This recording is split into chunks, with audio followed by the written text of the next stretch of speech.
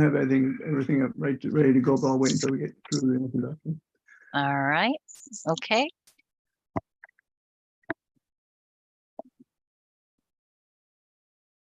Are we ready? All right. We're ready to go. Okay. It's 9:03 a.m. and I'd like to call to order the meeting of the Transportation Committee of Friday, February 24th. Before we begin, please note this meeting is live streamed on YouTube and recorded. So I hope you've got all the right clothing on and everything like that. Members of the public are encouraged to watch and listen to the meeting online or by dialing in to 415-569-6646, 415-569-6646 for the audio of this meeting. If you would like to provide public comment at today's meeting, and if you haven't done so already, please call 415-569-6446 and let the facilitator know what items you would like to speak on today. Madam Secretary, please call the roll. Thank you and good morning again, everyone. Starting with Director Hernandez. Good morning. Good morning. Director Moulton Peters. Here. Director Rabbit. Here. Director Rodoni is absent. Director Snyder. Here. Director Thier.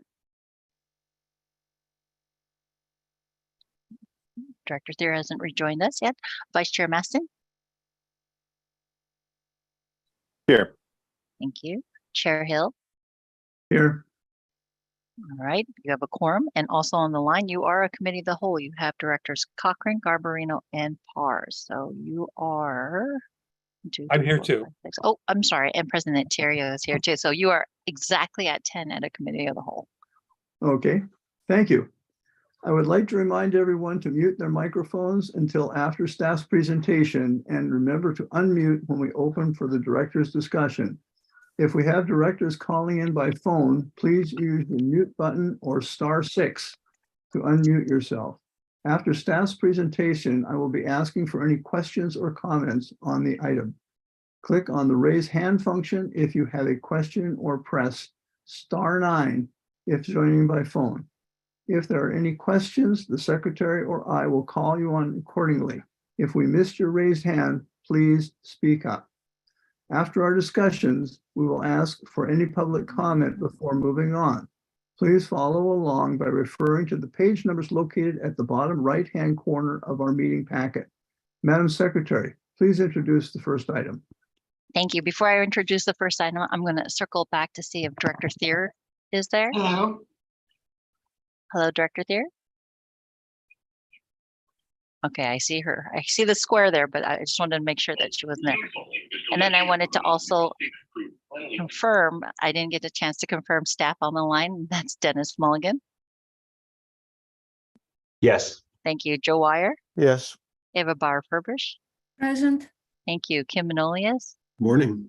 Madeline Chan. Good morning. Dave Rivera. Morning, present. Mona Babauta. Present. And Kelly Hopper. Good morning. Thanks. Now I'm going to roll into item number 3. You were quicker than I was, Chair Hill. Okay. I'm here. There you go. Thank you. Thank you.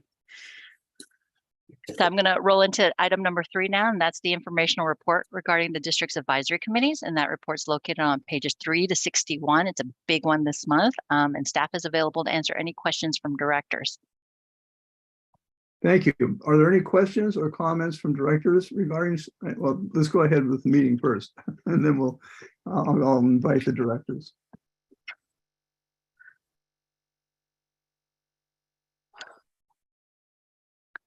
I don't know if any directors have any questions, but we do have a speaker on this one. So when you get through the director's questions, we do have a public speaker. Thank you. Are there questions from directors?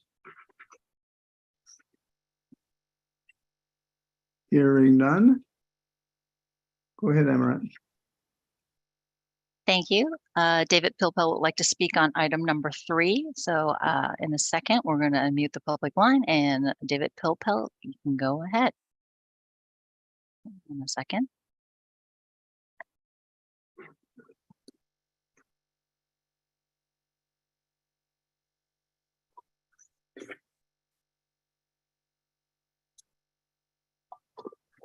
David, are you there? I am. Can you hear me okay? We can, loud and clear. Thank you. Go ahead. Okay. Not only have we bridged the San Francisco and Marin, but we've also bridged in the phone line. So on item 3, PBAC met last week. We mostly discussed rules and bylaws at great length. I continue to think that the 4 district advisory committees should have uniform bylaws or rules set by this board. I think a version of what I had drafted a while back is in the packet. Let me see if I can find the page number. I think it's near the end. And I don't believe I've forwarded that as a separate letter to the board, but I can certainly dress that up as a letter. Yes, it starts at page 57 of the packet through page 61. So I'm happy to provide that by letter to the board. I just think that there are some provisions of the PBAC bylaws or rules and those that are proposed for the other advisory committees that I was a little uncomfortable addressing in terms of how staff interacts with the committee and that sort of thing. And I think just having the board weigh in and set down guidelines in that regard would be useful. That's just my view, and members of this board may or may not agree, but that's fine. I just wanted to make that known, and I appreciate the considerable efforts that staff have made in working not just with PBAC, but the other 3 meaningful advisory committees. Thanks for listening.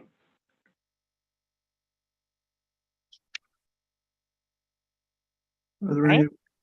That's it. Is that it? Mhm. Okay. Thank you. No action is required for item 3. We will move on to agenda item 4, which is to adopt the Title VI equity analysis findings relative to Golden Gate Transit Route 114 and adopting the current service on a permanent basis. The staff report begins on page 63, and we have Ron Downing here to kick off this report. Ron, go ahead and begin. Good morning, Chair Hill, members of the committee and board members. I'm pleased to introduce this morning Emily Delross, who's a senior planner in the planning department, who will be handling this Route 114 item on your agenda today. Emily comes to us, she's been with the department since October. She comes to us with a wealth of public transit experience in Richmond, Virginia, having worked for the Commonwealth of Virginia Department of Rail and Public Transportation, as well as the Greater Richmond Transit Company, which is the public transit provider in the city of Richmond and its surrounding suburbs. Ironically, it's not a private company, but company is the nomenclature used by the Commonwealth to create public transit agencies back in the early 1970s. Emily's also coincidentally from the East Bay of Rhode Island, which is the east shore of Narragansett Bay. Many of you may be familiar with Newport, Rhode Island, the home of the millionaires. She's from a community just to the north of that. So Emily's going to be handling this Title VI item today. Barbara Vincent, our usual presenter on Title VI issues, is up to her elbows looking at the Title VI issues associated with our 5-year fare program proposal. So I'm pleased to introduce Emily today to speak on behalf of the Route 114 item. Emily, please begin. Thanks so much, Ron. Good morning, Chair Hill and members of the committee. As Ron said, my name's Emily Delross. The item I'm bringing before you today for your consideration is the adoption of the Title VI Service Equity Analysis findings relative to Golden Gate Transit Route 114 and the adoption of the current Route 114 service on a permanent basis. Title VI of the Civil Rights Act of 1964 states that transit agencies are required to perform a Title VI analysis for any demonstration service lasting longer than 1 year that also constitutes a major service change under the agency's major service changes policy. The analysis uses demographic data to demonstrate how the service addresses the transit needs of disadvantaged populations, including minority and low-income riders. Accordingly, the district is required to conduct a service equity analysis for the Route 114 if it wishes to continue service past the date of March 21st, 2023. And this is actually the 1-year anniversary date of the launch of demonstration service on this route. So to give you a little bit of background on how the Route 114 came to be, we're going to go all the way back to 1972 when the district launched Route 4. This was commute service from Mill Valley to San Francisco. And for decades, the Route 4 was actually one of the district's highest performing routes in terms of ridership. As most recently as fall of 2019, Route 114 had approximately 1,400 daily boardings. In March of 2020, we all know that the pandemic hit, and we saw a big impact to ridership, big decline in ridership system-wide, and that, of course, impacted the Route 4 as well. In fall of 2020, the Route 4 had an average of just 42 daily boardings. So through emergency action in December of 2020, the Route 4 was temporarily discontinued, along with a number of other commute routes at the district due to lack of ridership. Then over the next year, as the pandemic progressed, many employers switched from completely telework to some hybrid models and in-office models, and we started to see an increase in ridership. Also during this time, the district received many requests to reinstate service from Mill Valley to San Francisco, actually more requests than any of the other discontinued commute services. So in March, actually March 21st of 2022, the district launched the Route 114 service on a demonstration basis. Route 114 very closely matches the routing of Route 4 with one major difference, and that's the inclusion of service to Marin City via the Marin City hub.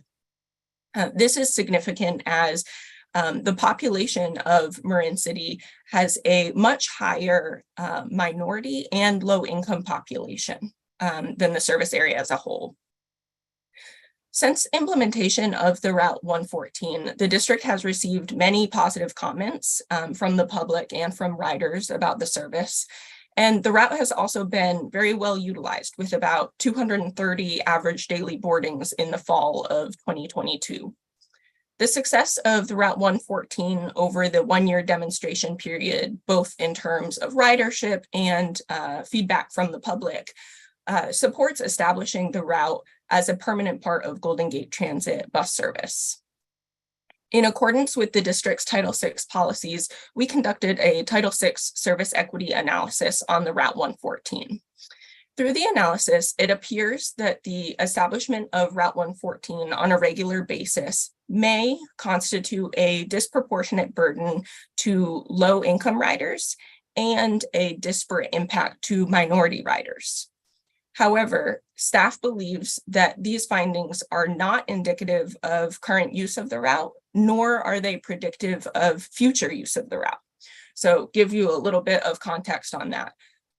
The district's Title VI analysis methodology uses the onboard survey data from the 2018 survey. So as we know, in 2018, the Route 114 was not in service.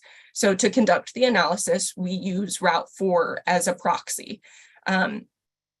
As you know, there's one big difference, and that's that the Route 4 did not serve Marin City. So to get a better understanding of how service at Marin City might impact use of the Route 114, we looked at 2 additional data sets. The first being demographic data on the route level for Route 30 and Route 70.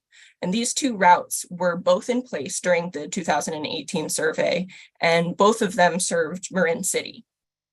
The data indicated that both routes were used at a disproportionately higher rate by minority and by low-income riders than what we're seeing on the Route 114 currently. And that could be in large part due to service at Marin City. The second set of data that we looked at was stop level ridership at Marin City. So currently there are 2 additional routes that also service Marin City. That's Route 130 and 150. We found that these well-established routes have a significantly higher proportion of their ridership boarding at the Marin City stop. So taking all this information into account, staff anticipates that as the Route 114 becomes more well-known and as Marin City community adjusts to using the Route 114 as a commute option, that we will see a higher proportion of minority and low-income riders using Route 114 in the future. Nonetheless, the district's policy requires that if a service equity analysis flags the potential for a disproportionate burden or a disparate impact, that the agency needs to look at alternatives that could impact minority and low-income riders less. In this case, staff expects that the Route 114 will actually improve service equity analysis. Improve service equity as compared to not offering the route at all, or as compared to reinstating the previous routing from the Route 4. And this is mainly due to the inclusion of service at Marin City. As I mentioned, this improves transit access for the large minority and low-income population there. And it also illustrates the district's commitment to enhancing transit access to disadvantaged populations in the service area. Beyond these mitigation efforts, the district also has a legitimate business justification for continuing service on the Route 114. And that's mainly it supports the district's goals. It helps manage traffic over the Golden Gate corridor, and it improves regional mobility by offering commuters in Mill Valley alternatives to single occupancy vehicles.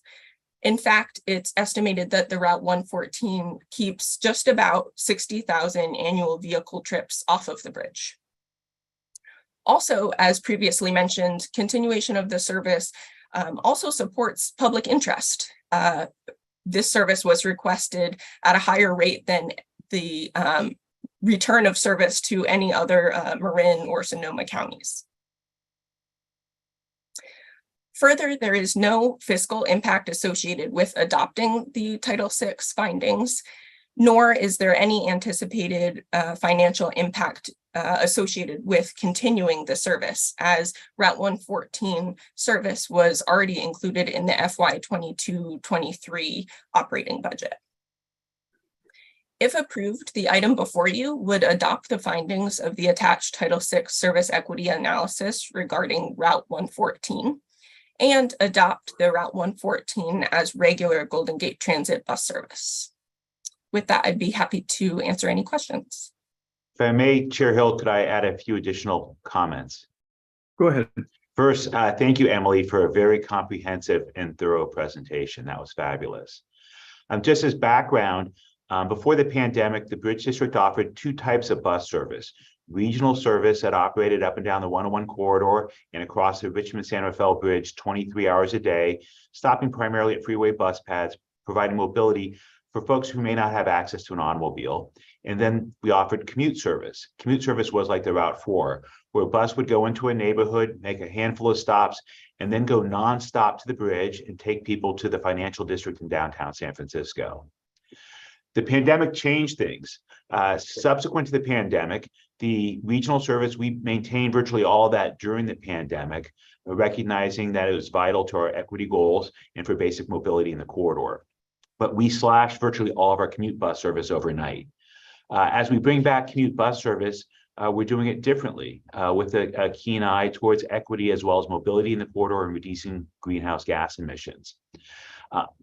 But it is coming back slowly. So I have two key points. One is, so this is the Route 4. We numbered all our routes during the pandemic as part of seamless efforts in the Bay Area to simplify things. So there's not a Route 4 near another Route 4 in downtown San Francisco.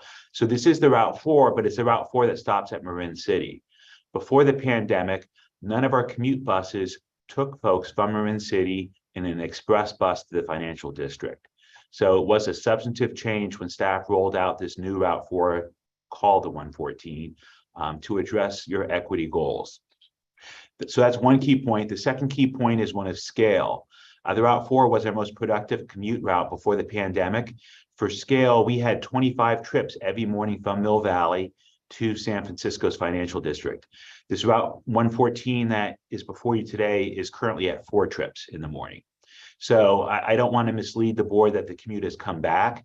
It's come back very modestly. We're adding service back incrementally where it makes sense to your goals and where it contributes to reducing auto traffic on the bridge, particularly during congested times. But so the amount of service before you is much, much less.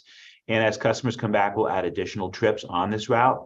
And as we reach certain milestones, we'll have to come back for you with additional analysis to indicate that it is the appropriate use of funds and it doesn't have disproportionate impacts. So I just thought I'd provide that basic context because we have some newer directors who may not be familiar with our service, as well as a newer director who was a regular rider of the Route 4 back in the day, and I see she has her hand raised. Okay. Thank you, General Manager and Emily. Are there any questions or comments from directors on item number 4? And I see a hand raised. Go ahead.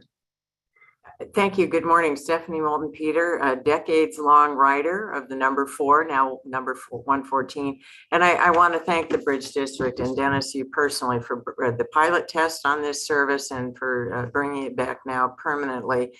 You know, it is true. This was a very high rider line, and it created a culture of transit users in Mill Valley for many, many years. And so I appreciate having the service come back. I was contacted last year by riders who work in the financial district, and I know there's still not a ton of them, but they are coming back. And the addition of Marin City is a very good one. The shopping center is going to undergo some improvements to improve traffic and usage there.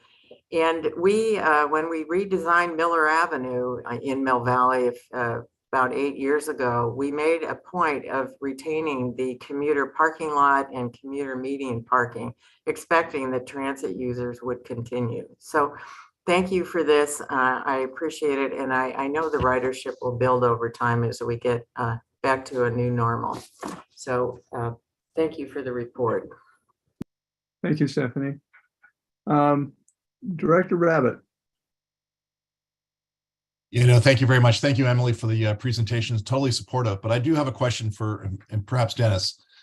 In the past, the district has been very judicious about making sure that our buses were not running empty and those numbers. And I know that just looking at what the average daily boardings were in 2019 versus even today, my question really is going forward, what is that new threshold to bring back a service? Because hey, it's 16% of what it once was. Is that our new number?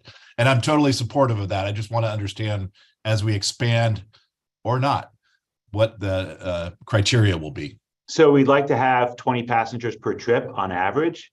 And we'd like to have more than just one trip on a route, because if someone misses a bus, they can't catch the next one. So we waited till we felt comfortable with the Route 4. We tried a very modest amount. And Tuesday, Wednesday, Thursdays, it does very, very well. Mondays and Fridays, someday we may want to have different commute schedules for bus and ferry.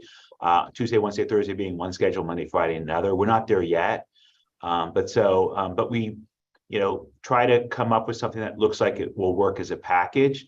And there's been very few of those thus far. Commute travel in the corridor is still way down, whether by bridge, bus, or boat. And I'll talk more about that under a later item.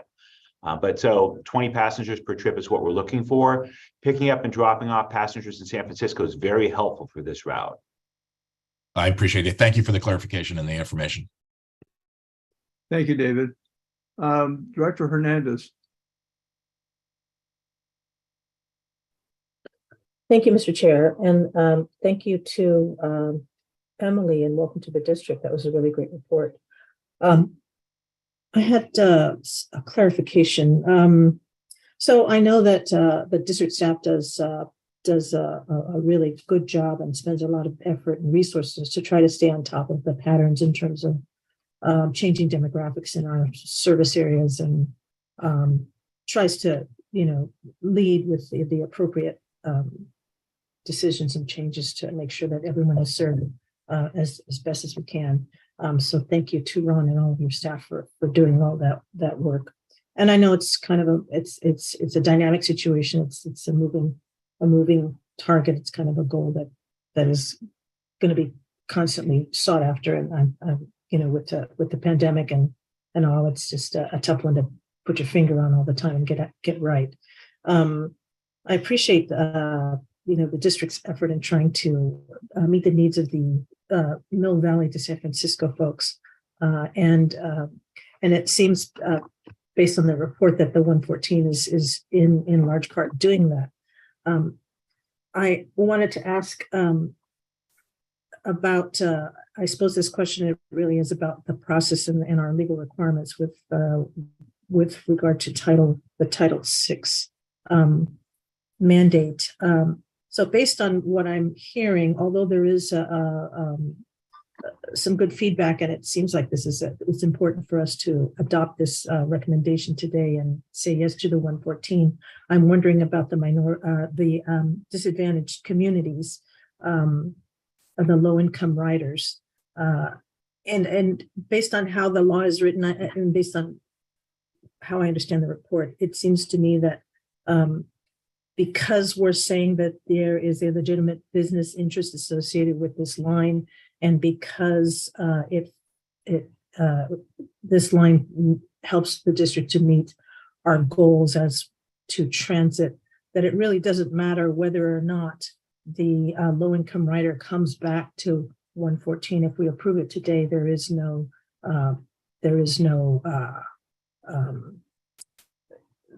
difficulty with regard to meeting the requirements for Title VI. Is that correct? The board could choose to adopt this without any Title VI concerns. The information before you clearly documents what the Title VI requirements are, what our observations are, and it also clearly states that there is a legitimate business reason. But as Emily stated very eloquently, the analysis we did, we recognize as flawed because it's based on 2018 data when the Route 4 did not stop at Marin City. So it just has the demographic data for Mill Valley. But now we stop at Marin City before we hop on the freeway for the last jaunt to San Francisco. And we think that's a very positive thing. We think with the passage of time, it will help. And clearly it gives direct mobility access to the financial district without a transfer for folks in that community, which is a low-income minority community. So we think it's positive. But from a legal perspective, there is a determination in the supporting documents of the staff report that outlines the business case that allows you to act today. Right. Okay. Thank you. And it would seem that those folks would start coming back relative to the Marin City connection for 114. In the event that they do not, do we have a problem with serving that local community there? And are there ways that we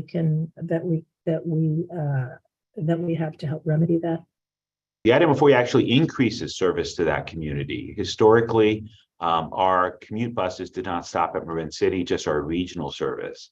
And so the addition a year ago on a pilot basis of having a commute route go to Marin City was a change. It introduces a little extra time for commuters from Mill Valley, but we felt it was a positive thing from an equity perspective.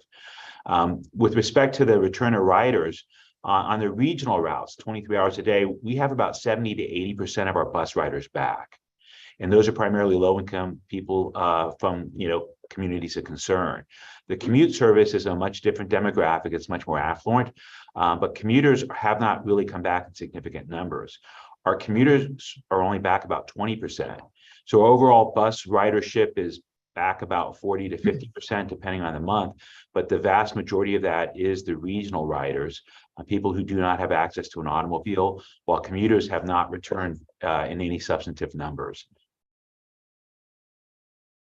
All right, thank you. I've seen those numbers in the reports, and they seem to be creeping kind of in the right direction, but certainly not as fast as we would like. Thank you very much, Dennis. And again, thank you to Emily and welcome. And thank you to Ron. I know that you're behind the scenes managing all of this very difficult work and trying to stay on top of everything. So appreciate it. Thank you, Mr. Chair. Thank you, Director Hernandez. Director Thayer.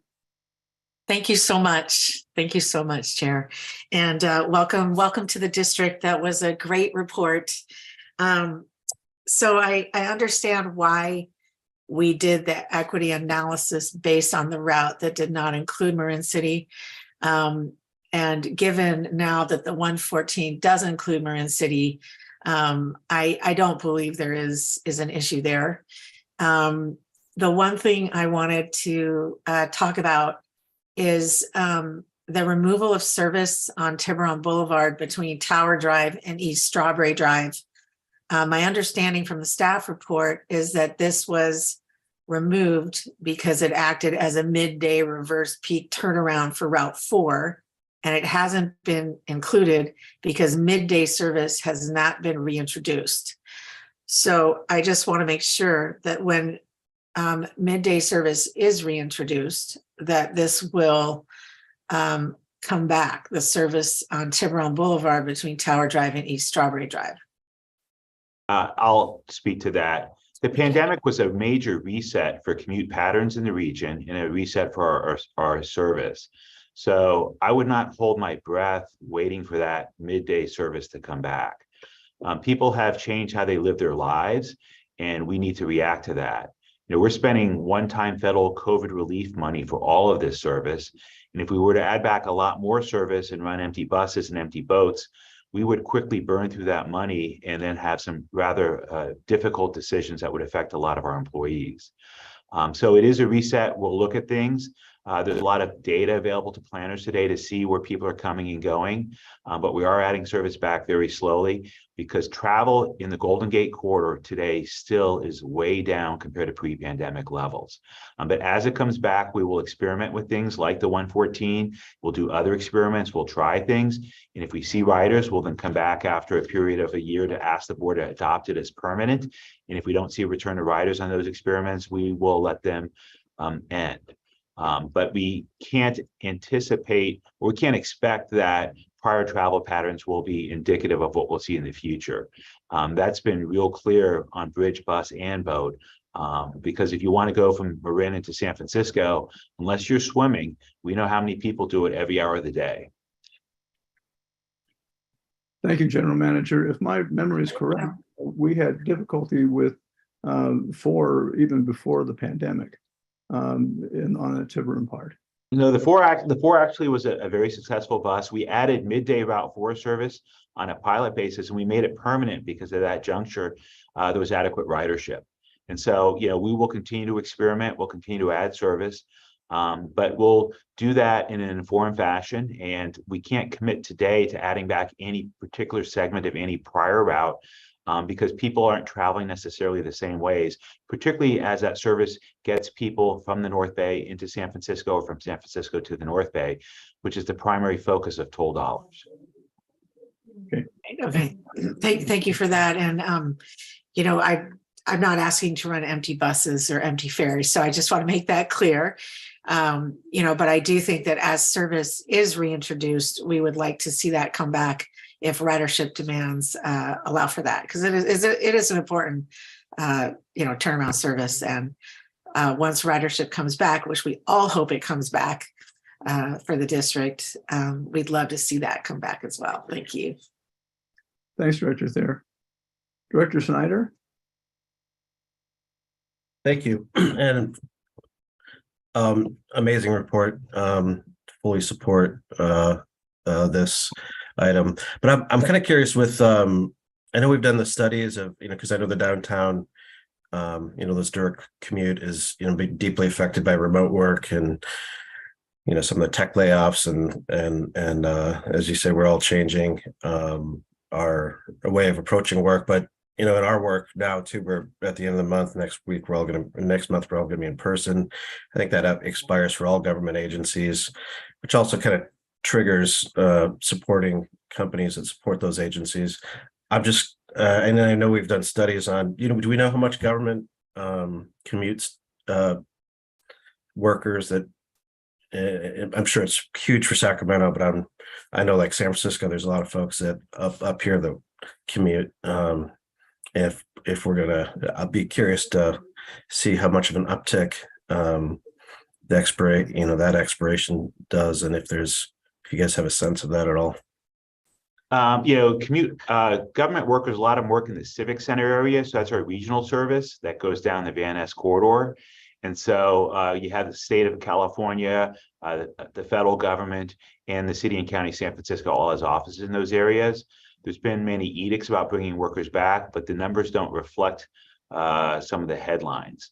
I assure you, the first thing I do every morning before my first sip of coffee is look at the bridge traffic numbers for the day before. And then shortly thereafter, I'll look at some ferry and some bus numbers. During the morning commute, bridge traffic is still down 30% from 5 a.m. to 9 a.m. compared to the pre-pandemic levels. And our bus commute service is about 20%. And, the rebound we've seen in service is the regional bus service, and then recreational and basically tourism travel on the ferry system. The commute is very, very slow to come back. Today out of Larkspur, we're offering 24 trips a day back and forth between San Francisco. Before the pandemic, we had 42. Before the pandemic, we would sell out several trips every day. 306 passengers is the most we've carried on any single trip on a non-commute day. And we all got excited when that happened on one trip. The boats have a 450 passenger capacity. So we do track it very closely. Your staff monitors it. We try things. We add a trip here, we add a trip there, and we will continue to do that. One of the things that's been helpful is the board has given great delegation to us to be nimble in adding back transit service. And we've used that. That allowed us to bring back the 114, that allows us to add trips here and there in the ferry system. And we hope that the board will continue to trust staff with that flexibility to try things on a continuous basis, which is an item that comes before you at the board meeting later this morning. Thank you, General Manager. Did that answer your question, Director Snyder? Yeah, and I'm just, it's going to be really curious to see the next few months if there is a noticeable uptick once we're all back in person officially on the government side. All right. Are there any other questions or comments from directors on item 4?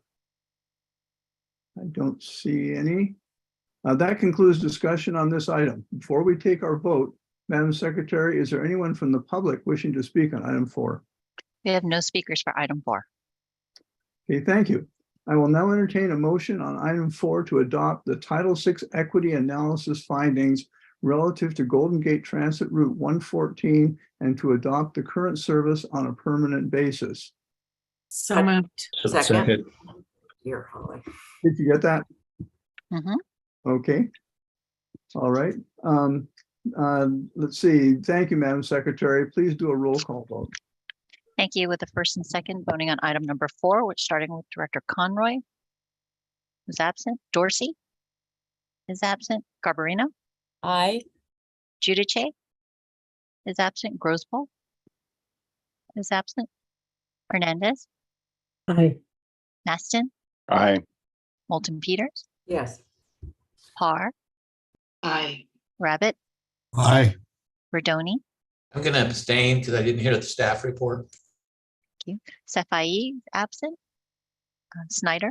Aye. Stephanie is absent. Thier. Aye. Second Vice President Hill. Yes. First Vice President Cochran. Yes. And President Theriault. Yes. You have 11 ayes and 1 abstention. Thank you. The motion passes. We will now move on to agenda item number 5, which is a monthly report on bridge traffic, transit ridership trends, and transit service performance. The staff report begins on page 85, and Dennis will present this report. Go ahead, Dennis.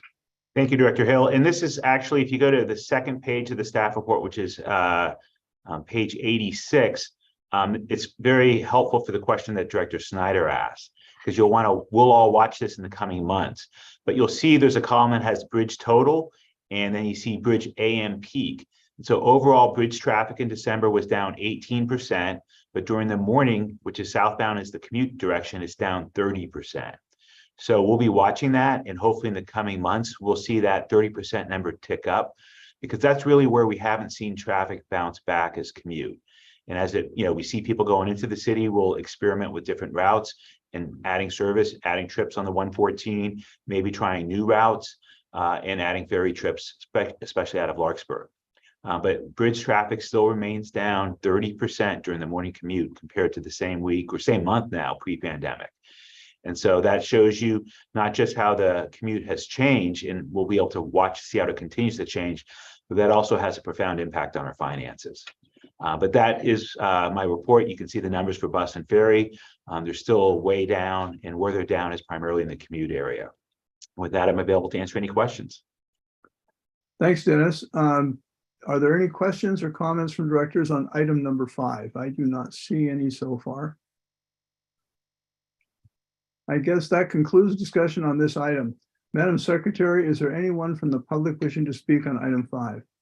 Yes, we do. We do have Mr. Pilpel who would like to comment on item number 5. So we'll introduce Mr. Pilpel again.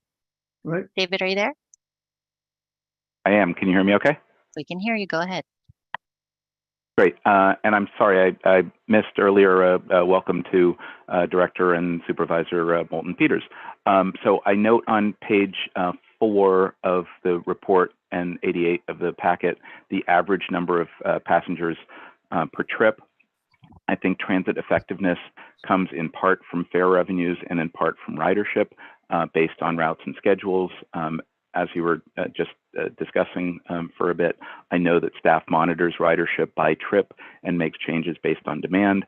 I think the board had a goal of 20 or 25 passengers per trip for bus, and I forget how many, frankly, for ferry.